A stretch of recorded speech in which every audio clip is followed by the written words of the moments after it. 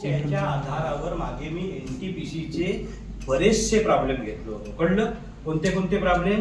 जे सरासरीचे प्रॉब्लेम जे आपण कसोटीचा आधार घेऊन शिकवलो होतो. खूपच महत्वाचं आहे. ह्या कसोट्या झाल्या आल्या त्याचं म्हणजे जवळपास 2-4 मार्काचे क्वेश्चन तिथून सुटतात. एवढ्या कसोट्या महत्वाच्या आहेत. कळलं का?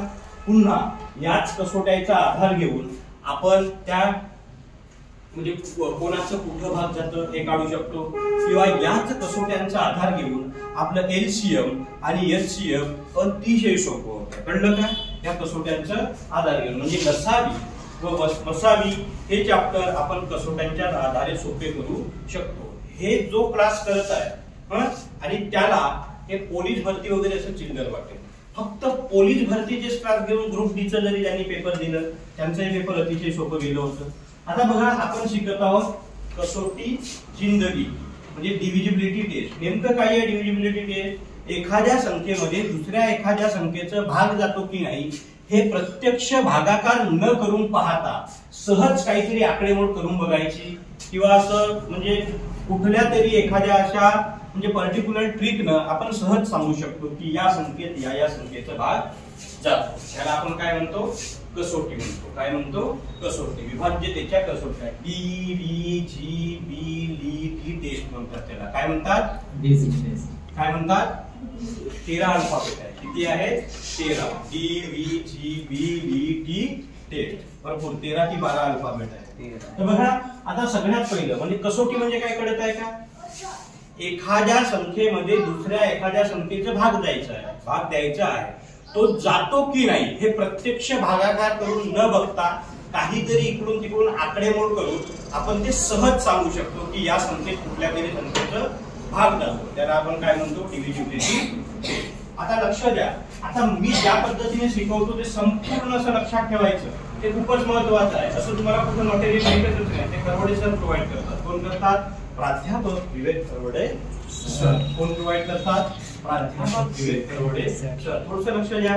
1 ची डिव्हिजिबिलिटी टेस्ट हे सुद्धा कामाचं आहे. ते लसावी मसावी म्हणजे सगळ्या ज्या तुमच्या नैसर्गिक संख्या आहेत त्यामध्ये 1 न पूर्ण भाग जातो. म्हणजे सगळ्यात लहान अवयव कुठल्याही संख्येचं कुठलं असेल तर 1. म्हणजे सगळ्याच नैसर्गिक संख्येत 1 ने पूर्ण भाग जातो. म्हणजे ज्याच्यामध्ये इतर कोणाचा भाग जात नसेल तर त्याचा लसावी काय असेल? मग 1 असेल. लसावी काय असेल? 1 असेल. नंतर 2 ची डिव्हिजिबिलिटी टेस्ट. बघा सगळ्या समसंख्येत 2 ने पूर्ण भाग जातो. सगळ्यात समसंख्येत 2 ने पूर्ण भाग जातो किंवा ज्या संख्येच्या एकक स्थानात 0, 2, 4, 8, 6 हे अंक असतात त्या संख्येत 2 ने पूर्ण भाग जातो. खालीलपैकी कुठल्या संख्येत 2 ने पूर्ण भाग जातो असं जर असेल, असं जर क्वेश्चन असेल तर जी संख्या सम आहे त्या संख्येत 2 ने पूर्ण भाग जातो. कळलं? नंतर बघा त्याच पद्धतीने शिकवता असं मजा येते. बघा नंतर 3 ची डिव्हिजिबिलिटी टेस्ट. आपण 3 चं फळाच लिहून टाकू. कळलं का? 3 चं काय करू?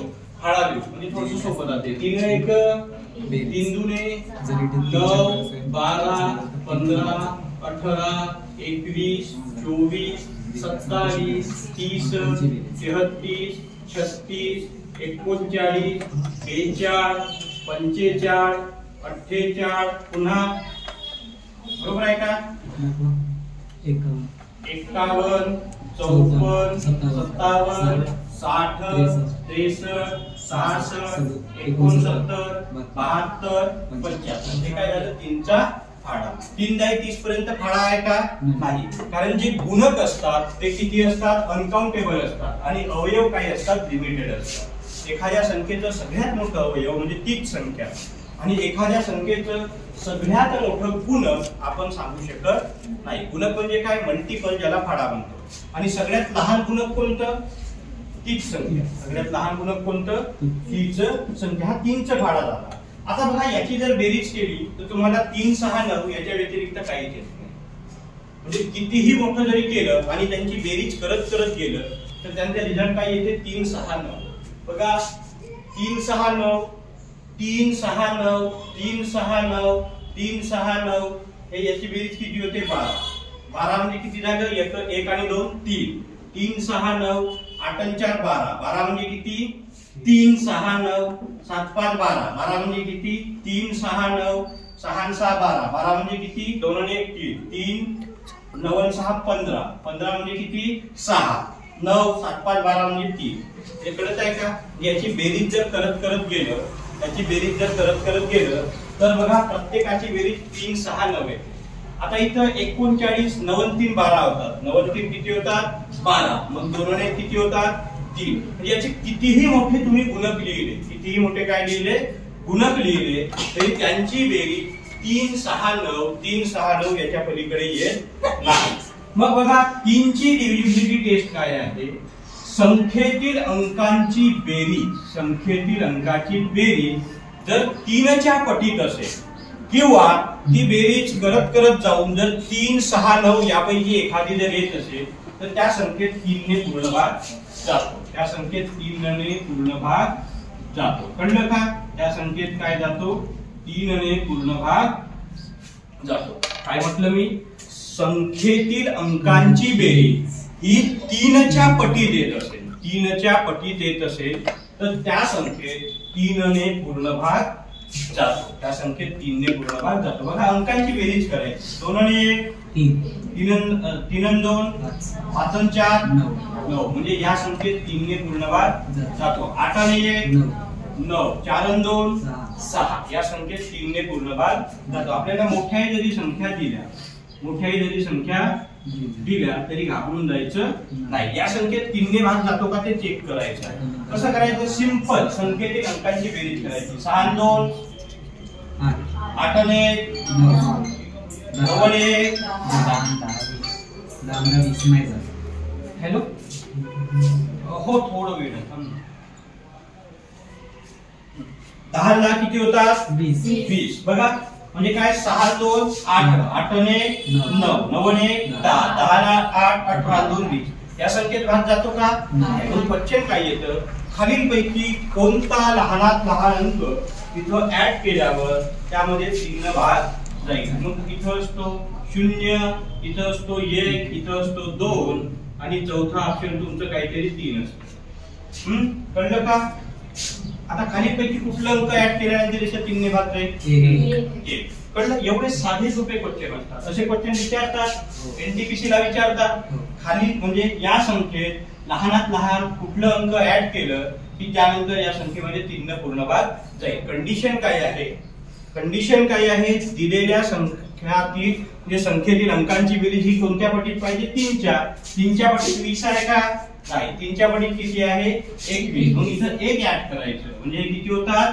23 होतात. किती होतात? 23. मग 6 आणखी 9 आणि 1 10, 10 आणि 1 11, 11 ला 19 आणि 2 21. किती होतात? 21. मग हे जर 3 च्या पटीत आहे की नाही ते जर कळत नसेल तर यांची एकदा बेरीज करा. किती होतात? 3. म्हणजे हा जर दुसरा ऑप्शन आपलं उत्तर काय आहे? बरोबर आहे. कळलं का? बरोबर आहे. म्हणजे खालील संख्येत 1 जर मिळवलं तर त्याच्यात 3 ने पूर्ण भाग जाईल. 3 ची डिव्हिजिबिलिटी टेस्ट कळली का? दिलेल्या संख्येतील अंकांची बेरीज जर 3 च्या पटीत असेल. कळलं? आता बघा आपण 6 चं बघू. कोणाचं? 6. हा तर सोपा आहे बघा. आता इथे 6 चं टेबल बघू फक्त. कितीचं? 6 चं टेबल बघू. आता 6 चं टेबल म्हणजे तो 3 चं सुद्धा टेबल आहे. 24 30 36 42 48 54 60 66 5. आता 6 चं टेबल आहे म्हणजे 3 चं टेबल आहे. म्हणजे 3 च्याच टेबल मध्ये 6 चं टेबल आहे का? आता बघा आता 6 चे किंवा आधी 3 चे जे काही गुणक आहेत ते एकदा बघू. 3 चे सगळेच्या सगळे गुणक बघा. विषम सम विषम सम विषम सम विषम सम विषम सम विषम सम विषम सम आहे. आणि 6 चे सगळेच गुणक तुम्हाला काय दिसतील? फक्त सम दिसतील. 6 चे सगळे गुणक कसे आहेत? सम. बघा 6 12 18 24 30 36 42 48 54 60 66. म्हणजे 6 चे जेवढे काही मल्टिपल आहे सगळेच्या सगळे 6 चे मल्टिपल ह्या समसंख्या आहेत. काय आहे? समसंख्या आहे. म्हणजे काय? समसंख्या आहेत म्हणजे 2 ने भाग जातो. समसंख्या आहेत म्हणजे 2 ने भाग जातो. 3 च्या भाड्यात आहेत म्हणजे 3 ने भाग जातो. 3 ने भाग जातो. याला डिफाइन कसं करायचं? साधं सोपं आपलं दिमाग लावायचं. ज्या संख्येत 2 ने आणि 3 ने भाग जातो त्या संख्येत 6 ने भाग जातो. किंवा समसंख्येत जर 3 ने भाग जात असेल तर त्या संख्येत 6 ने सुद्धा भाग जातो. कळलं? समसंख्येत काय 3 ने भाग जात असेल तर त्या संख्येत 6 ने सुद्धा भाग जातो. नंतर 9 ची डिव्हिजिबिलिटी टेस्ट. कशाची? 9 ची. बघा हे 9 खूपच छान आहे. इथं सगळे टेबल आहे. मी सांगितलं होतं ते पाठ करायचं. बघा इथं 3 चं टेबल आहे, इथं 6 चं टेबल आहे, इथं 9 चं सुद्धा टेबल आहे. 9 1 9 9 2 18 9 3 27 9 33. इथं तुमचं 12 चं सुद्धा टेबल आहे. 12 1 12 12 2 24 12 3 33 12 4 48 12 24. इथं 18 चं सुद्धा टेबल आहे. इथं 21 चं आहे, इथं 24 चं आहे, इथं 27 चं आहे, इथं 30 चं आहे, इथं 33 चं सुद्धा टेबल आहे. म्हणजे त्या 3 च्या टेबल मध्ये सगळेच टेबल आहेत. कळलं का बेटा? सगळेच्या सगळे टेबल त्या 3 च्या टेबल मध्ये आहे. आता 9 ची डिव्हिजिबिलिटी टेस्ट कशी? 9 ची डिव्हिजिबिलिटी टेस्ट कशी? 9 चा फाळा देऊ आपण. म्हणजे कळतं आपल्याला नाही का? ती आपल्याला खूप मोठं लिहावं लागेल. इथून लिहू 9 1 9 9 2 18 9 3 27 9 4 36 9 5 45 9 6 54 9 7 9 8 9 9 81 9 10 99 108 117 नंतर 126 नंतर 135 नंतर 144 नंतर 153 होतात का? नंतर 162 नंतर 9 8 करा 171 190 180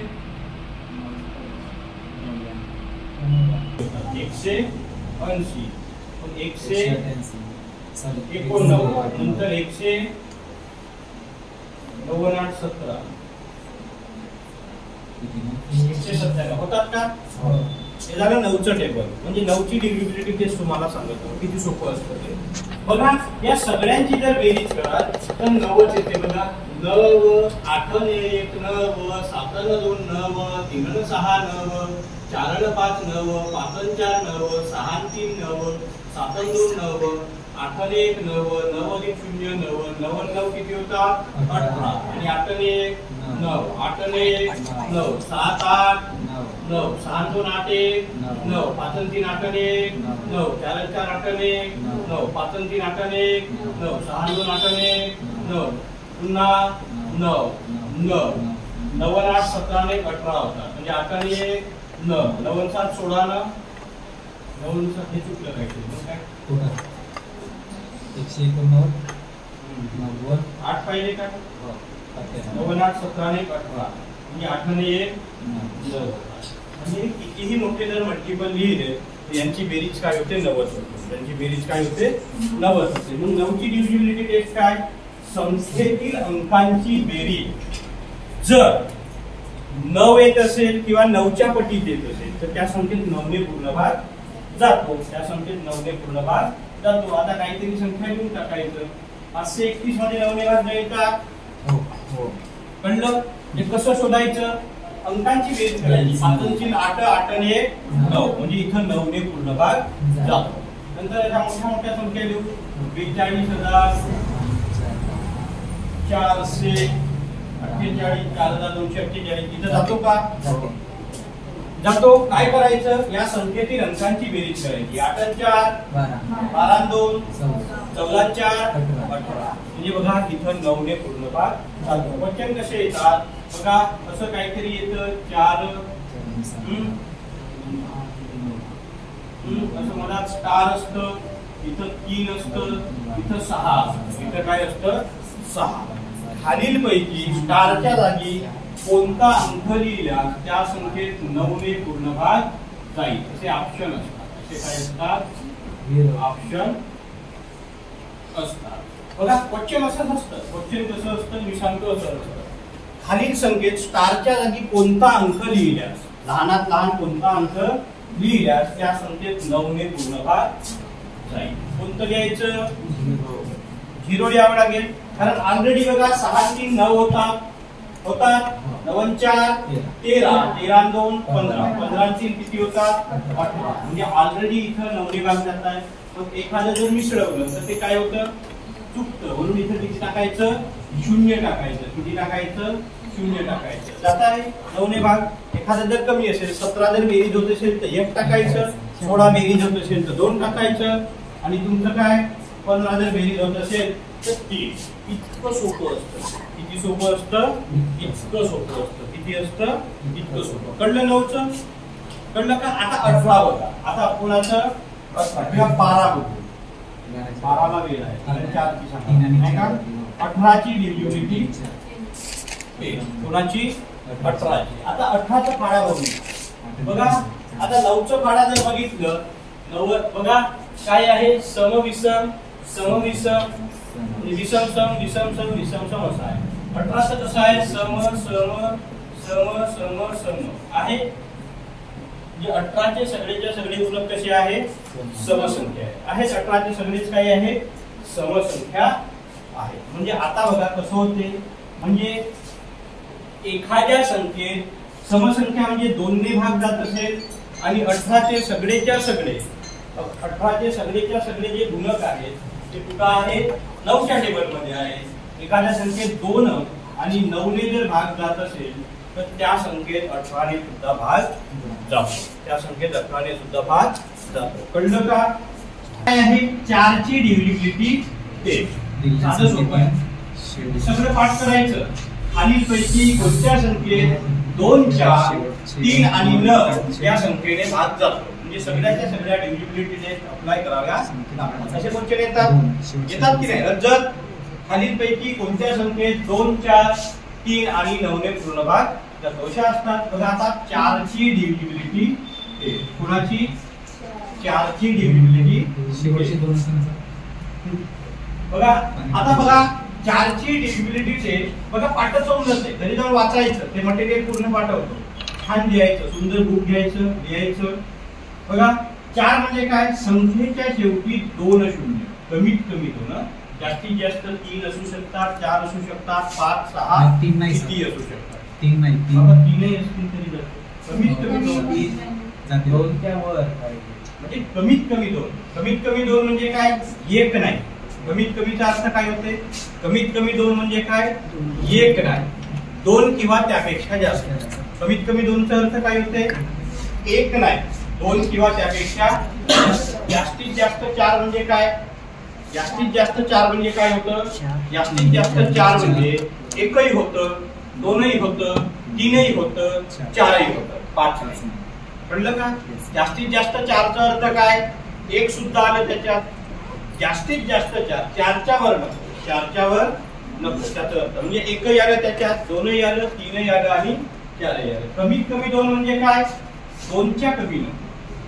म्हणजे एखाद्या संख्येच्या एकक स्थानात कमीत कमी जर 2 शून्य असतील तर त्या संख्येला 4 ने पूर्ण भाग जातो. म्हणजे तुमचं 100, 200, 300, 400, 500, 600, 700, 800 या सगळ्या संख्येत 4 ने भाग जातो का? सगळ्याच संख्या. कळलं? म्हणजे पुन्हा तुमचं 10,000, 15,000, 20,000 म्हणजे जिथं कमीत कमी 2 शून्य आहे त्या सगळ्या संख्येत 4 ने पूर्ण भाग जातो. कळलं? एक कंडिशन म्हणजे संख्येच्या एकक स्थानात 2 किंवा त्याच्यापेक्षा जर जास्त शून्य असतील तर त्या संख्येत 4 ने निसंकोचपणे भाग जातो. निसंकोचपणे म्हणू का? निशुल्क भाग जातो. कसं जातो? निशुल्क भाग जातो.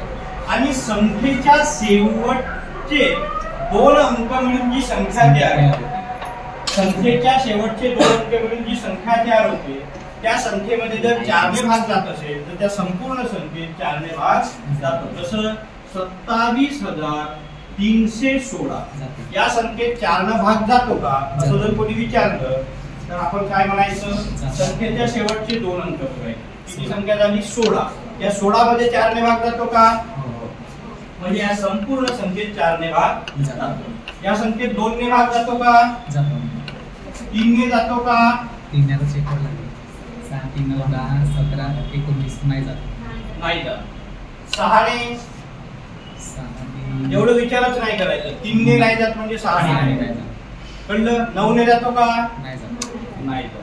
म्हणजे या संख्येत किती ने भाग जातो? 4 ने जातो. बघा 4 ची पुन्हा डिव्हिजिबिलिटी टेस्ट सांगतो. संख्येच्या शेवटी 2 शून्य असतील तर त्या संख्येत 4 ने भाग जातो. किंवा संख्येतील शेवटचे 2 अंक मिळून जी संख्या तयार होते त्या संख्येमध्ये 4 ने भाग जात असेल तर संपूर्ण संख्येत 4 ने भाग जातो. 9124 या संख्येत 4 ने भाग जातो का? जातो का? 9124 मध्ये 4 ने भाग जातो. जातो. म्हणजे काय शोधायचं? संख्येतील शेवटचे 2 अंक शोधायचं. त्या 2 अंकामध्ये जर 4 ने भाग जात असेल तर संपूर्ण संख्येत 4 ने भाग जातो. कळलं? हा 4 चा लफडा काय आहे? आता 8 शेवटचे जे 3 शून्य असतील तर त्याच्यामध्ये 8 ने पूर्ण भाग जातो. म्हणजे तुमचं 1000 2000 3000 4000 10000 15000 मध्ये भाग जातो. म्हणजे कमीत कमी 3 शून्य हवे. जास्तीत जास्त किती असते तरी चालते. त्या संख्येत 8 ने काय जाणार? पूर्ण भाग जाणार. नंतर बघा संख्येतील शेवटचे 3 अंक मिळून जी संख्या तयार होते त्या संख्येत जर 8 ने भाग जात असेल तर त्या संपूर्ण संख्येत 8 ने भाग जातो. आता 316 मध्ये 8 ने भाग जातो का बघायचं. 8 दुने 16 8 तिरी 24 किती उरले? 7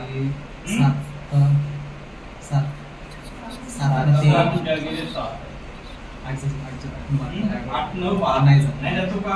नाही. म्हणजे इथं 8 ने भाग जात नाही. हे संख्येतील शेवटचे 3 अंक. बघू आता 29512 या संख्येत 8 ने भाग जातो का ते चेक करायचं. ते काय करायचं आहे? चेक करायचं आहे. आता या 512 मध्ये 8 ने भाग देऊन बघा.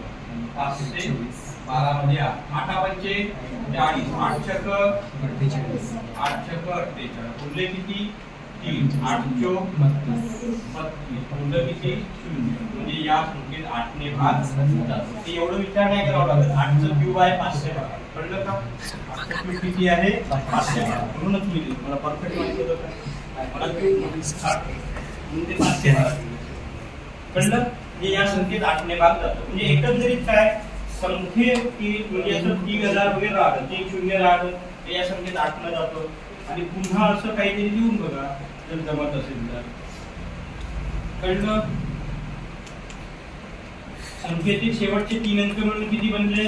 64 बनले. या 64 मध्ये 8 ने भाग जातो. 8 8 64 म्हणजे या संपूर्ण संख्येत 8 ने भाग जातो. कळलं? सगळं असं मनापासून अभ्यास करा. सगळं कसं अभ्यास करायचं? मनापासून अभ्यास करायचं. कोणतं राहिलं आता? 3 4 5 0 किंवा 5. खूप सोपं आहे. 5चा फाळा लिहून टाकू नाही का? 5 10 15 20 25 30 35 40 म्हणजे 5 चे गुण किती लिहिले ते तुम्हाला म्हणजे एकक स्थानात 5 किंवा 0 भेटेल. एकक स्थानात काय भेटेल? 5 किंवा 0 भेटेल. याच्या व्यतिरिक्त काही भेटत नाही. म्हणजे कितीही जरी शेवटचे अंक बदल केलं 5च्या गुणामध्ये मग काय 5 ची डिव्हिजिबिलिटी टेस्ट काय होईल? बोला.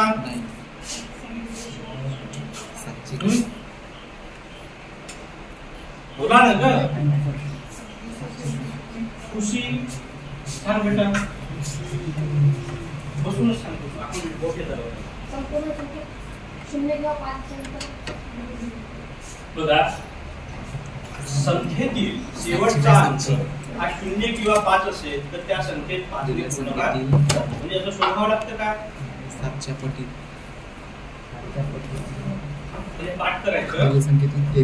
म्हणजे एखाद्या संख्येच्या एकक स्थानात 0 किंवा 5 यापैकी एखादा अंक असेल तर त्या संख्येत 5 ने पूर्ण भाग जातो. नंतर 10 ची डिव्हिजिबिलिटी अंकाची दुप्पट हे उरल्या संख्येतून मायनस करायचे. काय आहे? संख्येच्या शेवटी एक जरी 0 असेल तर 10 ने पूर्ण भाग जातो. एवढं कळतंय तुम्हाला? याचं खूप मस्त असं डीप अभ्यास करावा लागतं असं नाही. म्हणजे संख्येच्या शेवटी म्हणजे काय? तुमच्या 110 3000 120 पुन्हा 5000 पुन्हा 710 730 म्हणजे एक जरी सिंगल 0 असेल तरी त्या संख्येत 10 ने पूर्ण भाग जातो. आता कोणतं राहिलं आहे? 7ची 7 दिलेल्या संख्येतील शेवटच्या अंकाची दुप्पट उरलेल्या संख्येतून मायनस. कसं बोलता आलं पाहिजे. आता याची संख्या सांगा. हे 7चं विचारच नाही, मॅक्सिमम जाईल, पण ते पाठ पाहिजे कधी कधी. बघा हे 7चं काय आहे, या संख्येतील म्हणजे दिलेल्या संख्येतील बघा थोडं लक्षात घ्या शब्दाकडे, दिलेल्या संख्येतील शेवटच्या अंकाची दुप्पट. शेवटचा अंक कोणता आहे 3, त्याची दुप्पट किती 6. हे उर्वरित संख्येतून वजा करायचे. 34 मधून 6 गेले किती होतात 28. आणि आलेली वजाबाकी जर 7च्या पटीत असेल, आलेली वजाबाकी जर 7च्या पटीत असेल तर त्या संपूर्ण संख्येत 7 ने पूर्ण भाग जातो. कळलं का काय म्हटलं, दिलेल्या संख्येतील शेवटच्या अंकाची दुप्पट ही जर 7च्या पटीत असेल, कसं आहे का, शेवटच्या संख्येची दुप्पट ही उर्वरित संख्येतून वजा करायची. आणि आलेली वजाबाकी ही जर 7च्या पटीत असेल तर त्या संख्येत 7 ने पूर्ण भाग जातो. पुन्हा 413 काय करायचं, शेवटच्या अंकाची दुप्पट किती होते 6. 11 मधून 6 गेले 5, म्हणजे किती आले 35. 35 7च्या संख्येत आहेत का, 7च्या टेबलात 7 म्हणजे त्या 413 मध्ये सुद्धा 7 ने पूर्ण भाग जातो. कळलं. पुन्हा 392 शेवटच्या अंकाची दुप्पट किती 4. या 39 मधून 4 गेले 35, 7 म्हणजे याच्यात सुद्धा 7 ने पूर्ण भाग जातो. कळलं का. 7चं झालं का 10 पर्यंत. 1चं झालं, 2चं, 3चं, 4चं, 5चं, 6चं, 7चं, 8चं झालं, 9चं झालं, 10चं झालं. पुन्हा काय 11ची डिव्हिजिबिलिटी. बघा अतिशय महत्त्वाची टेस्ट आहे. दिलेल्या संख्येतील समस्तांच्या अंकांच्या निसंस्थांच्या बघा समजून घ्या प्रत्येक गोष्ट. बेरजेतील फरक 0 किंवा 11. लिहिलं आहे प्रत्येकाकडे, जसे लिहिलं त्याने लिहा. मी पाठवतो बेटा ग्रुपवर, लिहून घ्यायचं, अभ्यास करायचं. दुसरं कोणतं काम आहे का तुम्हाला इथं, अभ्यास करायसाठी आला का, त्यात गोष्टी करायच्या. राजकारणाच्या भानगडीत नाही पडायचं. कळलं का.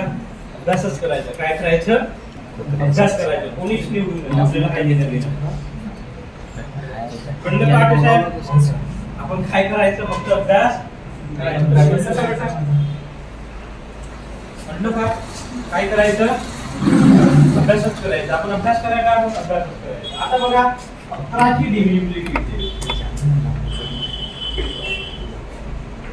आता 11ची डिव्हिजिबिलिटी टेस्ट म्हणजे काय, संख्येतील समस्थांच्या अंकाची बेरीज आणि विषमस्थांच्या अंकाची बेरीज यांच्यातील फरक जर 0 असेल किंवा 11च्या पटीत असेल तर त्या संख्येत 11 ने पूर्ण भाग जातो. बघा कळलं का.